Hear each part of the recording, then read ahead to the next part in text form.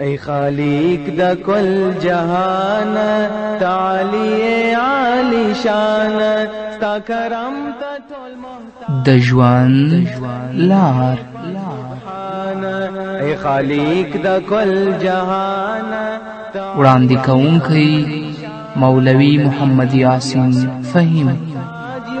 ترحیم یہ پاک سبحان ای خالق د ژوند لار.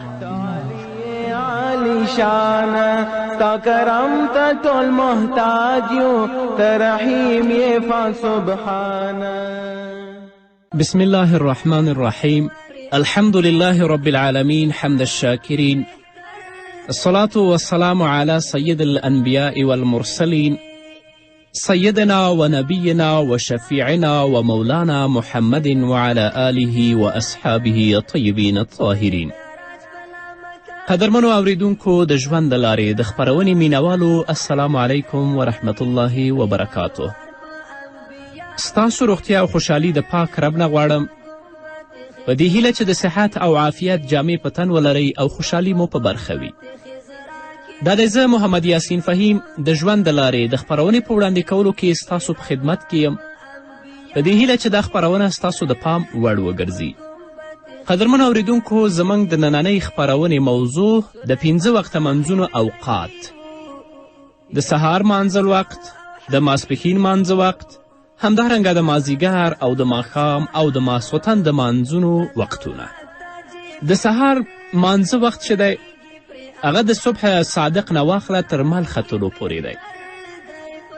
یو رښتینی سهار دی او یو دروغجن سبا دی. دروغجن سبا هغه دی چې لمر خاته طرف نه د شپې په حصه کې رڼا راپورته کیږي مستقیم د اسمان نیمایي ته، او رښتینی سهار هغه دی چې هغه رڼا د غره په څوکو باندې هسې خوره وي. د شپې په آخره برخه کې چې د ختیځ لوري ته د آسمان په کنارو کې نیغ سپینوالی ښکاره شي، دې ته دروغجن سبا وایي. او رښتینی سبا له دروغجن سبا څخه لږ وروسته چې د آسمان په کنارو کې خور سپینوالی راښکاره شي، نو دې ته صبح صادق او رښتینی سبا وایي. نو د سهار د مانځه وخت د رښتیني سبا نه واخله تر لمر ختو پورې دا د سهار مانځه وخت دی. د حضرت ابو هریره رضی الله تعالی عنه مرفوع حدیث دی چې هغه فرمایي: قال رسول الله صلی الله علیه وسلم ان اول وقت الفجر حين يطلع الفجر وان آخر وقتها حين تطلع الشمس. رواه ترمذی. رسول الله صلی الله علیه وسلم فرمایي چې اول وقت د سبا مانځه د هغه وخت نه دی چې رښتینی سبا راپورته شي، او د دې آخرینی وخت چې دی د لمر ختلو پورې دی. نو مخکې د دې نه چې رښتینی سبا راوخیږي د هغه نه مخکې د سهار مونځ نه کیږي، او چې کله لمر راوخوته که زموږ یو مسلمان ورور یا خور د سهار په مانځه باندې ولاړ وي، نو هغه مونځ فاسد دی او د هغه مانځه راګرځول بیا په دې باندې فرض دی.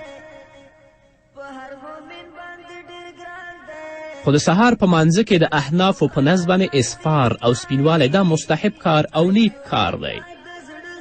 د حضرت رافع بن خدیج مرفوع حدیث دی. هغه فرمایي: قال رسول الله صلی الله علیه وسلم اسفروا بالفجر فانه اعظم للاجر. رسول الله صلی الله علیه وسلم فرمایلی دي چې د سحر مونځ یعنی په رڼا کې تاسو کوئ، په اسفار او په رڼا کې، ځکه چې د ډیر اجر او ثواب چې لري د سهار مونځ هغه په رڼا کې لري، خو داسې رڼا نه چې په تا باندې لمر راخیږي بیا. او دا حدیث حسن او صحیح حدیث دی. په فتح الباری کې حافظ ابن حجر الشافعي د دې حدیث تصحیح کړې ده او لیکلی دي چې وصححه غیر واحد. ډیرو محدثینو دې حدیث ته صحیح حدیث ویلی دي، او د اسفار نه دا مطلب دی چې رڼا ښه خوره شي.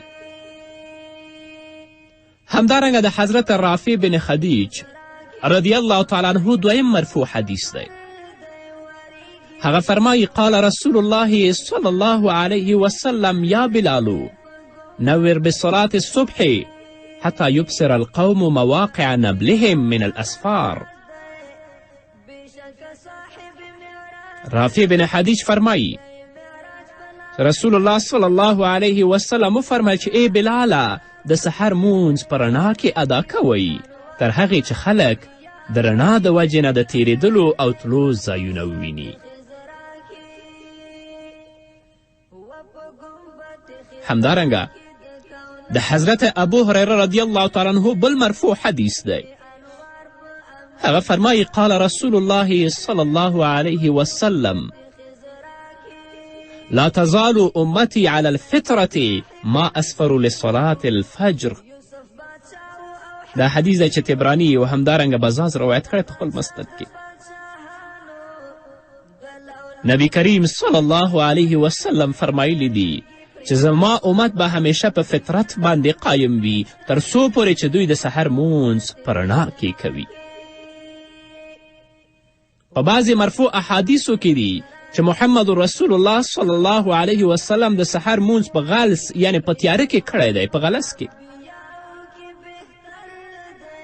بعضې محققینو د دې په توجیه کې لیکلي دي چې بېشکه د محمد رسول الله صلی الله علیه وسلم عمل عام طور په غلس یعنی په تیاره کې د مونځ کولو و چې رسول الله صلی الله علیه وسلم به په تیاره کې مونځ کولو.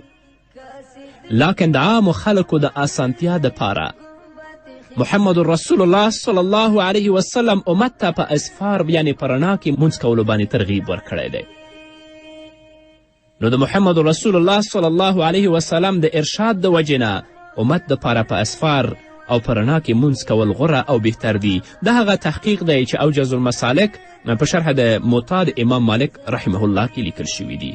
خو زما شخصي نظر دا دی چې ځینې ځایونه موږ وینو چې واقعا مونځ په ډیره زیاته تیاره کې کیږي، دا هم په کار نه دی.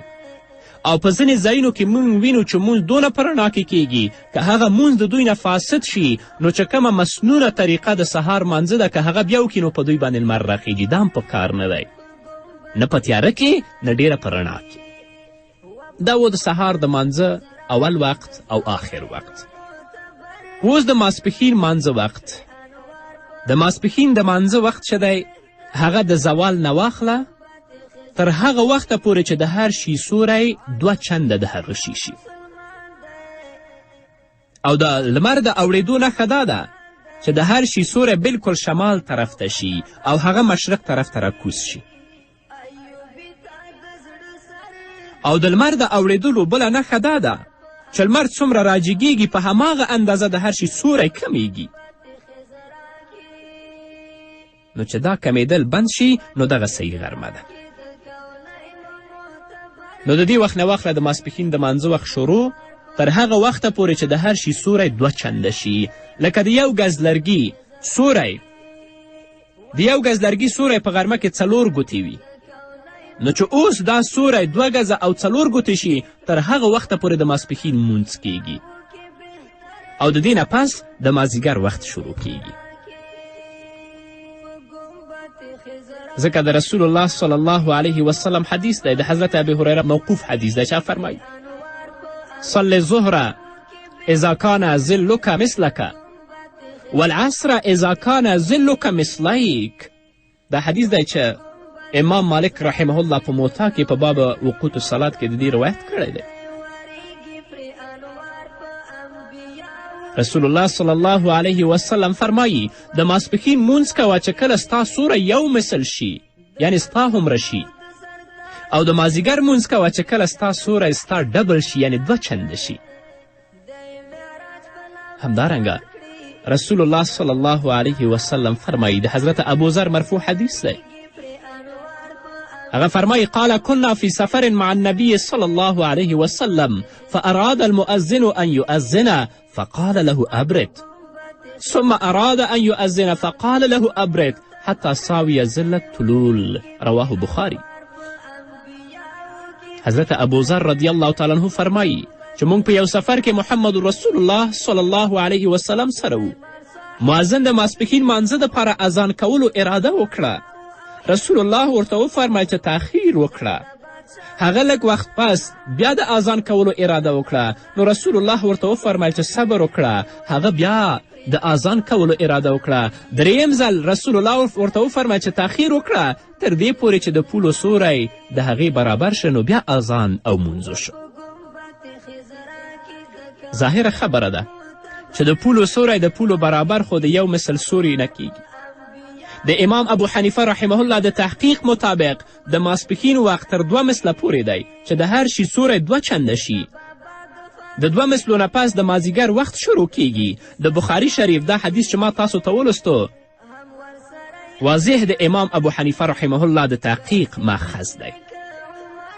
لکن 3 واړه امامان او صاحبین په تحقیق کې د ماسپښین وخت یو مثل پورې دی. هغوی وایي د دې وجې نه احتیاط په دې کې ده چې د ماسپښین مونځ په اول مثل کې کول او د مازیګر مونځ د 2 مثلو نه پس کول پکار دي. یعنی چې کله سوری د انسان یو چند و په هغه وخت کې د ماسپښین مونځ وکړي، او چې کله سوری 2 چند شه نو د هغه نه وروسته د مازیګر د مانځه وخت شروع کیږي. د ماسپښین د مانځه مستحب وخت په کوم وخت کې غوره دی؟ د حضرت انس رضی الله تعالی عنه مرفوع حدیث دغه فرمای کان رسول الله صلی الله علیه وسلم اذا کان الحر ابرد بالصلاة و اذا کان البرد عجل. رواه نسائی. حضرت انس رضی الله تعالی عنه فرمای چې رسول الله صلی الله علیه وسلم به چې کله ګرمي وه نو د ماسپښین مونځ کې به تاخیر کولو، یعنی وروسته به کولو، او کله به چې یخني وه نو رسول الله صلی الله علیه وسلم به د ماسپښین په مانځه کې جلتی کوله او مونځ به په اول وخت کې کولو.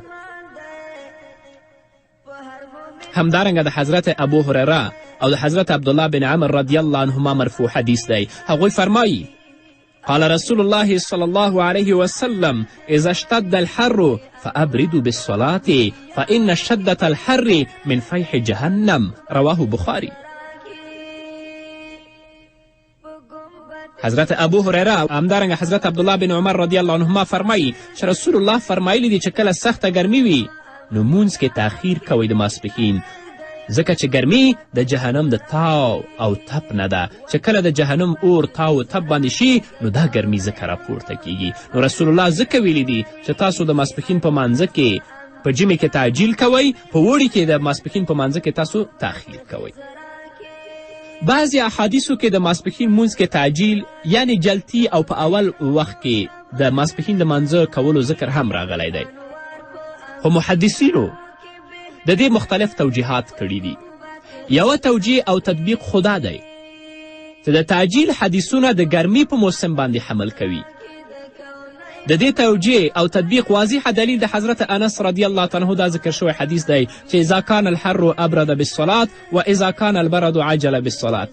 چې کله به ګرمي وه نو رسول الله به مونځ تاخیر سره کولو، او چې کله به یخني وه نو رسول الله به مونځ په اول وخت کې کولو. دویمه توجیه د حضرت امام احمد بن حنبل رحمه الله نه نقل شوې ده. هغه فرمایي آخر الامرین من رسول الله صلی الله علیه وسلم الابراد،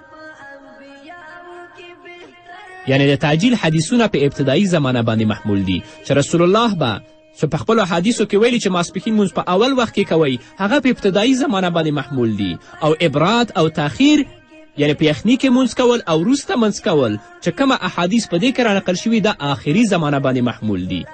او د محمد رسول الله صلی الله علیه وسلم آخري عمل په ابراد او تاخیر باندې و. به هر حال د ذکر شوو احادیثو په رڼا کې د ګرمي په موسم کې مونځ تاخیر سره کول غوره او بهتر دي. د مازیګر د لمانځه وخت د مازیګر د مانځه وخت د ماسپښین د اخرین وخت له تیرېدلو څخه وروسته تر لمر پرېوتلو پورې دا د مازیګر وخت دی. یعنی اول وخت د مازیګر مانځه چې کله د ماسپښین د مانځه وخت ختم شي د دې ځای نه شروع تر هغه وخته پورې چې لمر پرېوځي. خو دلته باید دا خبره په پام کې ولرو چې لمر د زیړېدو نه مخکې باید د مازیګر مونځ ادا شي، ځکه چې رسول الله صلی الله علیه وسلم ویلی دی چې د مازیګر مونځ چې د زیړوالي په وخت کې کولی شي دغه مونځ د منافق مونځ دی.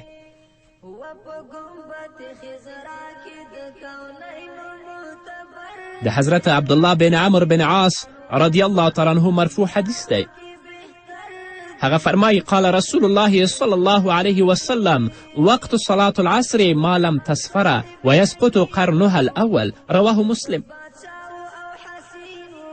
هغه فرمایي چې رسول الله صلی الله علیه وسلم فرمایل د مازدیګر مونځ وخت تر لمر زیړېدو پورې دی او چې دې اوله کناره په ډوبېدو شي، یعنې لمر اوله کناره په ډوبېدو شي، خو بهتره خبره دا ده چې زیړېدو نه مخکې د مازدیګر مونځ ادا کړی شي، او دا مستحب وخت د مانځه دی، د مازدیګر مانځه چې د لمر د زیړېدو نه مخکې ادا شي. حضرت عمره رضی الله تعالی عنه د رسول الله صلی الله علیه وسلم نه روایت کې هغه فرمایي قال سمعت رسول الله صلی الله علیه وسلم لن یلج النار احد صلى قبل طلوع الشمس وقبل غروبها يعني الفجر والعصر رواه مسلم والنسائی. رسول الله صلی الله علیه وسلم فرمایلی دي چا چې د لمر ختو او د لمر ډوبېدو نه مخکې یعنې د سحر او د مازدیګر مونځ په پابندي سره ادا کړو هیڅ چره به هغه دوزخ ته داخل نشي، یعنې د سهار مونځ د لمر ختلو نه مخکې ادا کړو او همدارنګه د مازدیګر مونځ د لمر ډوبېدو نه مخکې ادا کړو هیڅکله به دا جهنم ته داخل نشي. شانورشای کشمیری رحمه الله لیکلی دي چې قبل طلوع الشمس و قبل غروبها یعنې څه وخت مخکې چې د لمر د ډوبېدو نه مخکې د مازدیګر مونځ شي او د لمر راختو نه مخکې د سهار مونځ شي، یعنې د مازدیګر د مانځه وخت مستحب وخت دی، دا په هغه وخت کې چې د لمر د زیړېدو نه مخکې د مازدیګر مونځ ادا شي. او همدارنګه د حضرت ام سلمه رضی الله عنها مرفوع حدیث دی، هغه فرمایي کان رسول الله صلی الله علیه وسلم اشد تعجیلا للظهر منکم وانتم اشد تعجیلا للعصر منه رواه ترمذی. ام المؤمنین حضرت ام سلمه رضی الله عنها خلکو ته وفرمیل چې رسول الله به د ماسپښین مونځ د تاسو نه مخکې کولو او تاسې د مازدیګر مونځ د رسول الله نه مخکې کوئ،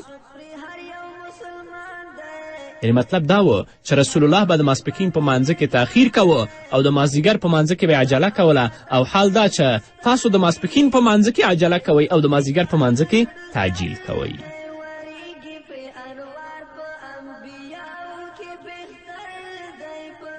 د ماښام د مانځه وخت کله چې لمر پرېوته د ماښام وخت شروع شو او تر څو چې مغرب طرف ته د آسمان په غاړه سوروالی وي، چې کله لمر پرېوته نو د ماښام د مانځه وخت شروع شه او تر څو پورې چې د لمر پرېوتو طرف ته د آسمان په غاړه سوروالی وي د هغې پورې د ماښام وخت دی.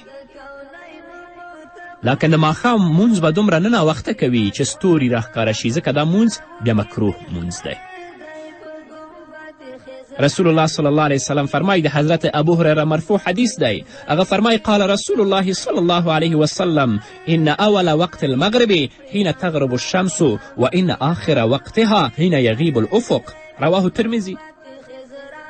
رسول الله صلی الله علیه وسلم فرمایلی چې د ماښام اول وخت لمر پرېوتل دي، یعنې لمر پرېوځي د ماښام اول وخت شروع شي، او آخر وقت افق یعنی هغه شفق ډوبېدل دي، د هغه اسمان په غاړه چې هغه سوروالی ختم شي نو د ماښام مانځه وخت هم ختم شه.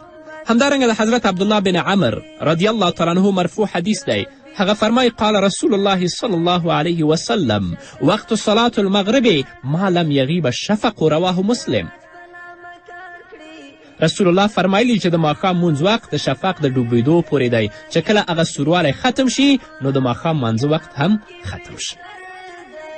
خو د ماښام د مونځ مستحب او غوره وخت دا دی چې د ماښام مونځ همیشه که یخني وي او که ګرمي وي د لمر پرېوتو نه پس فورا ادا کول دا بهتر او مستحب کار دی، ځکه د حضرت ابو ایوب رضی الله عنه مرفوع حدیث دی، هغه فرمایي قال رسول الله صلی الله علیه وسلم لا یزال امتی بخیر او قال على الفطرة ما لم يؤخر المغرب رواه ابو داود.